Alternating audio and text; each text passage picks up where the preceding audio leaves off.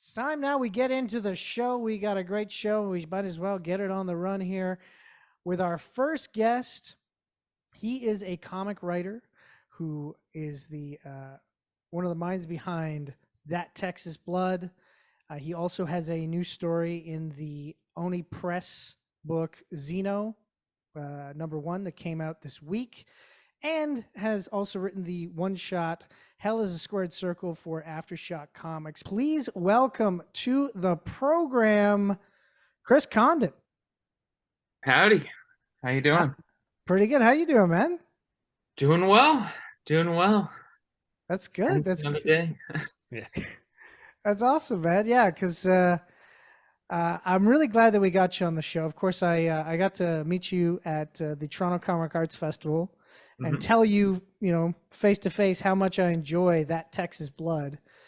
So I think we'll start off with that. And I got to say, with That Texas Blood, when it first came out, I remember reading the first story arc, and it felt like No Country for Old Men. You're following a bunch of like a couple of people, where it's like, how do these stories tie together, and what's going to happen to these people? Then the second arc kind of took like the flashback kind of route, and Sheriff Joe Bob was looking back at a case from the 80s that Hmm. involved a cult.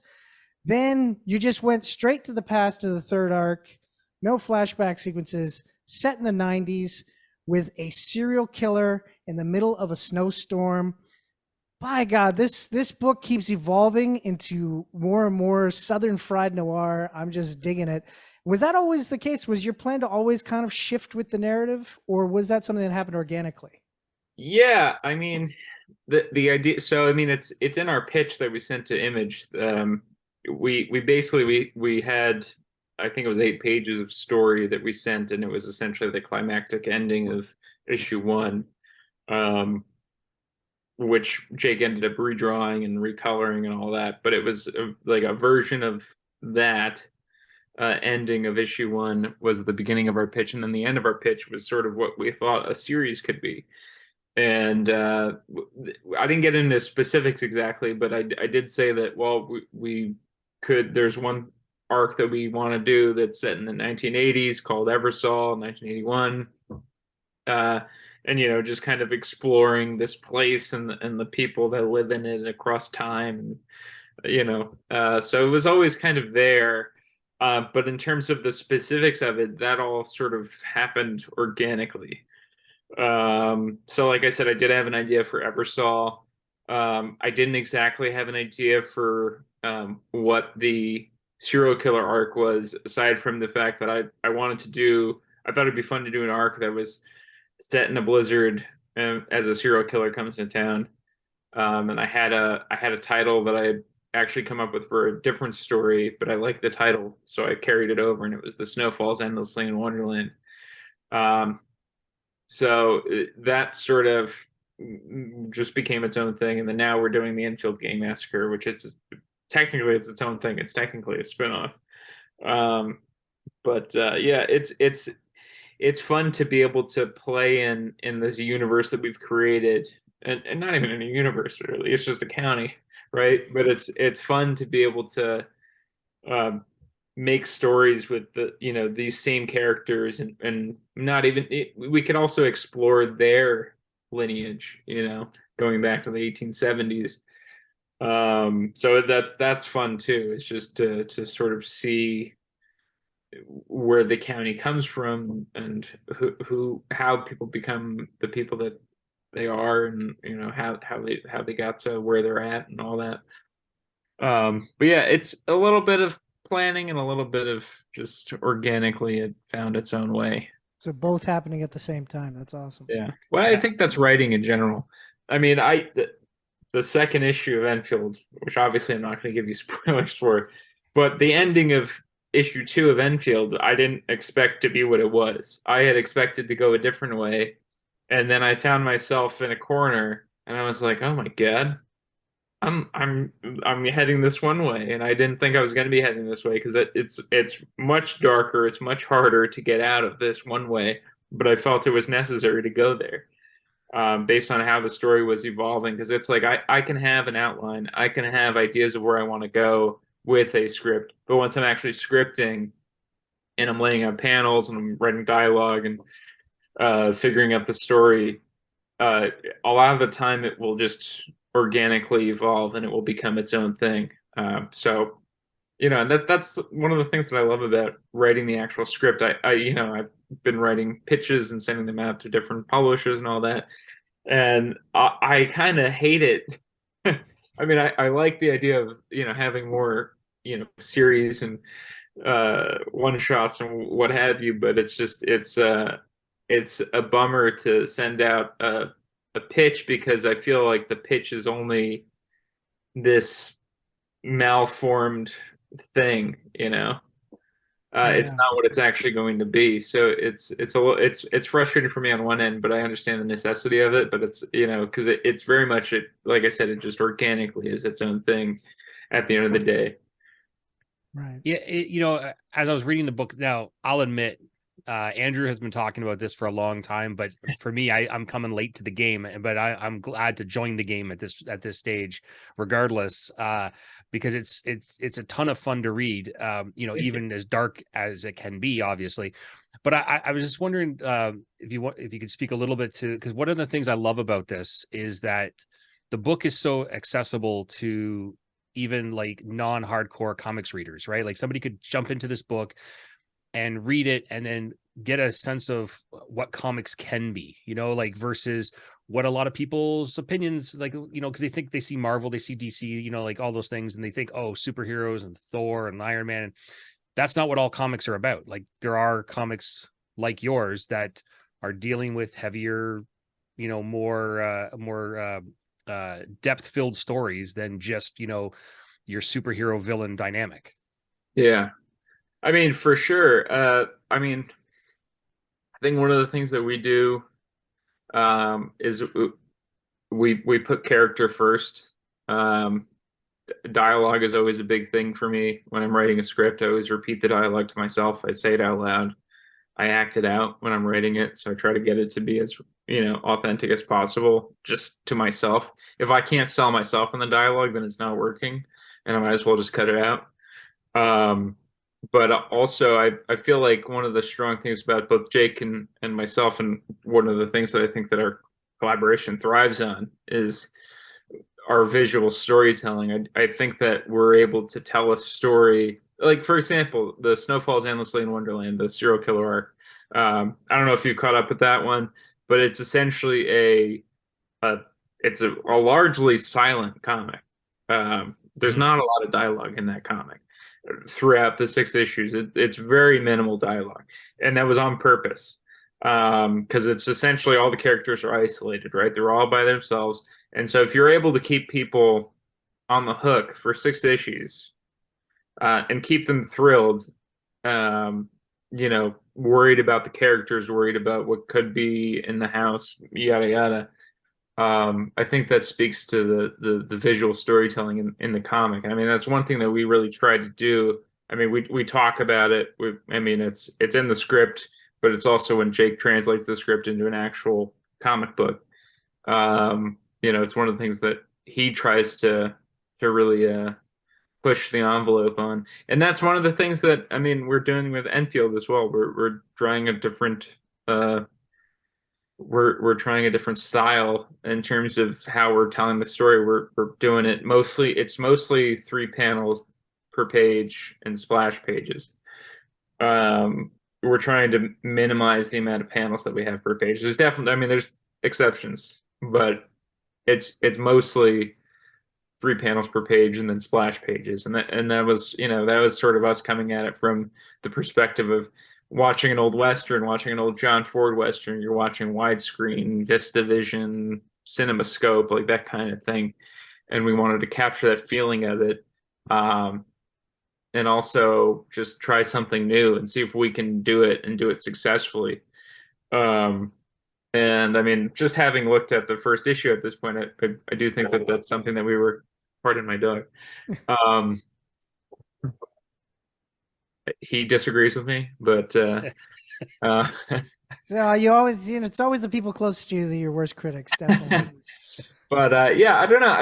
I just think that it's one of the, like my girlfriend can read our comics. She doesn't read comics, but she reads our comic and she can understand it and get it. And I think that it's part of it is just the visual storytelling. And also one of the things that one of my friends was saying to me actually just recently about what he really likes about what Jake does, and this is a thing that both Jake and I talk about, is that we don't have pretty people in our comic.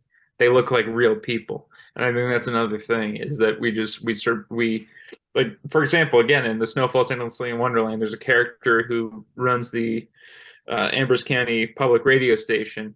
And it was just some picture of some random guy that Jake saw. And he was like, I got to put this guy in the comic. He's just an interesting looking guy.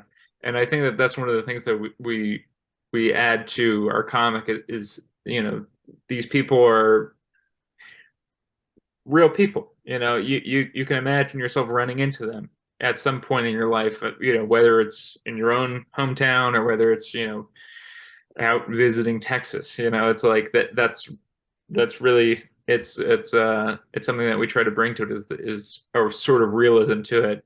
And then, obviously push the boundaries in whatever story we're telling. Of course. Yeah. We got an email in from Evan H. who says, "Hey, geeks, Condon is very talented. Love this dude's work. Secondly, The Flash. The Flash is the Flash is the Flash is the Flash is the Flash. Ho hum." Thank you for that detailed review, Evan. We'll be giving our review, and Chris will be giving his review later on in the show of The Flash. Yeah, though, talking about the accessibility of this series, and like also really looking forward to what's going to be happening with the Enfield Gang Massacre. Like, judging by the comics that you've done with that Texas Blood, is that there's a lot of cinematic kind of fundamentals in your storytelling. Is that everything does feel like the the kind of compressed nature of like a noir. And now, as you're saying, you've gone to the Western things, so you're doing like the big wide stuff. And of course Jacob does a great job of displaying that. Again, his artwork is very much like cinematic. But with this, I know you've mentioned that you've watched some Western and stuff, but like, how far do you delve into the Western elements? And how much is still, because again, it's a Western thriller, how much is still kind of in that, that noir tip? I mean, it's very much of that Texas Blood type story. It's darker than most Westerns. I will say that. It's bleaker than most Westerns. And in that way, it's very much Texas Blood. But in that way also, I mean, we try to have some fun with it. There are some fun scenes and some fun characters. We've built out this gang full of people that are interesting and each have their own specialties. Like, there's an explosive specialist. There's a person their focus is knives. So we have like people who have a thing that they do. And that's something that we don't have in that Texas Blood that we're able to play on and sort of pull from something like the Wild Bunch of like everybody's got their like sort of personality or whatever. But I mean, I've watched a lot of Westerns. I've watched a lot of Westerns throughout my life. I'm a big fan of Westerns. I mean, I read a book called That Texas Blood. I mean, I should also say, I mean, Cormac McCarthy just passed away, and he was a huge influence on me. And one of the first book that I've read by Cormac McCarthy actually was Blood Meridian, which a lot of people say is one of the greatest books of all time. If not, a lot of people say it's the greatest book of the 20th century. And there's a lot of that in the Enfield Gang Massacre in terms of the bleak outlook of the Western expansion of the American experiment, I guess. It's a dark, bleak time, and it's very easy to look back on that when you're watching a Western and see it as a fun, rootin' tootin', time. But it was harsh. It was bleak. It was hard. Where our story is taking place, it's the Civil War has just ended. We're in the South. There's a lot of stuff going on. But I mean, I on top of just watching westerns, I was literally doing everything from reading like Rawhide Kid comics to reading. I'm reading for the first time. I've read Charles Portis before, but I've never read True Grit, and I've loved the movie forever, both versions of the movie, but I prefer the Coen Brothers version. But I'm reading the Charles Portis True Grit novel right now, and it's fantastic.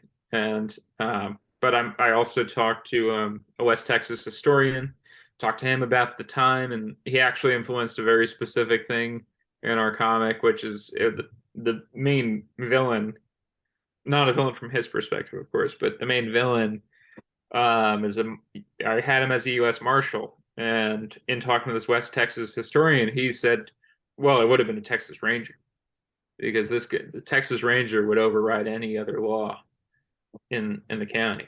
U.S. Marshals, federal, it would be a different thing."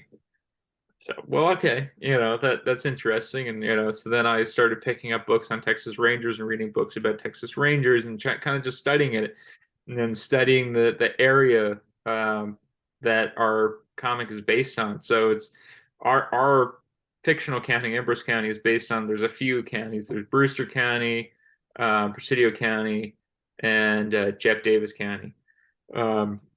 Unfortunately named after the Confederate president. And why they changed it, I asked, and they just haven't. That's like literally their answer is they're just like, we haven't done it. That's it.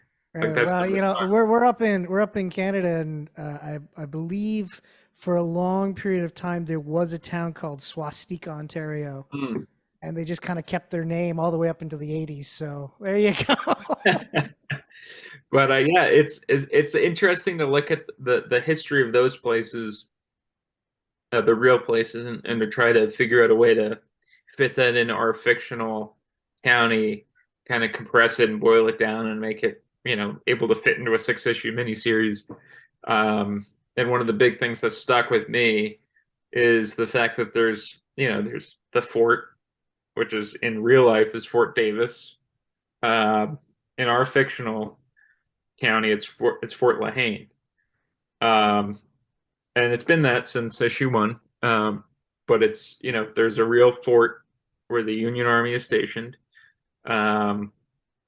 And there's some town, the little town has started to crop up around it. And the sort of, let's say, Eastern thinking people are in a place called Newtown, which they're trying to build, it's trying to be law abiding and all that. And then there's another area called Chihuahua. And Chihuahua in our story is it's a very diverse area. And it's also a very progressive area. And in that there's tension. And that's what our story is really about, is that tension. So it's interesting to be able to play with the real world events and politics and to bring it into our fictional world and to be playing around with that. So it's interesting, but it's a lot of it comes down to movies too, though. Just classic movies, classic comics. I've been reading a lot of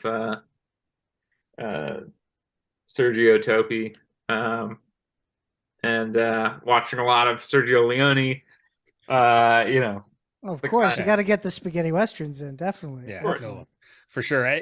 Chris, I just to change gears slightly, I do want to hit on the Xino story you did, Chip, because when I read it, one of the things I loved about it was the kind of like Twilight Zone, Black Mirror, like whatever kind of that weird short story way you tell this crazy concept that at the same time, as I was reading it, I was like, I could actually see this happening, and that terrified me more than anything else that you were doing in the story. I was like, shit, I can totally see the world that we live in getting to this point. What was the whole backstory? Like what drove you to this story to tell it? I mean, I wish I had a better answer than it was just. I mean, first of all, it's a great collection of stories. Um, I really love all the stories in that first issue. I haven't read issue 2 or 3 yet. I'm really excited to read them. I think the Xeno's a really cool anthology. And I honestly, so I mean, obviously, Oni had its issues, which are very public, and everybody knows what's happened with it. Um, but there's a new guy in town, Hunter Goranson. He took over. He reached out to me, and basically he was like, I want to build out the idea to do like comics in like a sort of weird way in which she had grown up with them. So it's like comics of the 80s, comics of the 90s, zines, underground comics. That's what he wanted to do, and that's what Xeno is really. And when he pitched me this idea of doing a sci-fi anthology and having a short story in there, you know, I was like, hey, I'm just really excited to be able to play in a sci-fi world because, you know, everybody thinks of me as like Brubaker 2 or Electric Boogaloo. But you know, it's fun to be able to do something that's a little different. And I got to jump in for a second and say, yeah, your case isn't helped by the fact that you do a comic with Jacob Phillips. I know. Yeah, the son of Brubaker's collaborator. Yeah. But yeah, it was, you know, I'd sent a few different ideas out to Hunter and just said, you know, tell me which one you want to do. Basically, was when it came down to it. So I sent it to Hunter and a few of the editors there, and the chip was one of them, and the chip was the one that they chose. And basically, what I was just trying to come up with ideas that I thought would be interesting and I thought would have, you know, legs to tell us it was short and would be interesting and sort of capture the. I always go back to EC Comics in terms of like short storytelling in comics because I love those stories. I love, you know, It Taint the Meat and Foul Play and all those like the great stories that are just, you know, these like twisty turny get your comeuppance kind of stories. Not that our character in Xeno needs to have his ass handed to him, but he does. Yeah. But you know, I just was thinking like, well, you know, to do like, if we're gonna do sci-fi, it's like, well, obviously video games is like that's something that you can play with, and what is the future of video games? And if you're doing like virtual reality, it's like the idea of just doing something where it's like a hallucinatory experience that's a video game, and you're just not really sure if it's reality or what is happening. It just like intrigued me. And to end it on a fairly brutal note, I thought would be pretty wild and pretty great. And I'm like really pleased that they put our story last because the last panel's pretty intense. Yeah, I'd say so. And yeah, and Nick delivered tenfold on that too. So I'm really, yeah. I mean, it just came from wanting to tell a good story, I guess, really, is at the end of the day, really where it came from. It didn't come from anywhere. I wasn't like sitting there going, I can't wait to tell this story. I just, you know, came up with some ideas and just, you know, sort of developed it out of there. And just hoped that we were going to be able to do it in a way that was successful. And I feel like we were. I mean, at the end of the day, like, I don't know if something's working until I actually get the physical copy myself. And I have that weird disconnect where I'll look at a page on a digital screen and I'm like, I can't really tell if it's working or not. I'm just like, I don't know. But when I get the actual comic, I'll sit down like I read my actual comics that I buy at the shop. I bought my copy of Xeno. Haven't gotten my comps yet, so I bought a copy, sat down and read it cover to cover, and I was like, okay, we did it. You know, it worked. No, it's pretty awesome. You can, of course, get that at your local comic shop right now. Xeno #1 is available. And, of course, coming this August will be the first issue of the Enfield Gang Massacre. And, of course, the first 3 arcs of That Texas Blood are available in trade. And also, just to shout out, if you get a chance and you're into noir stories and wrestling, definitely check out Hell is a Squared Circle, which I had a lot of fun with.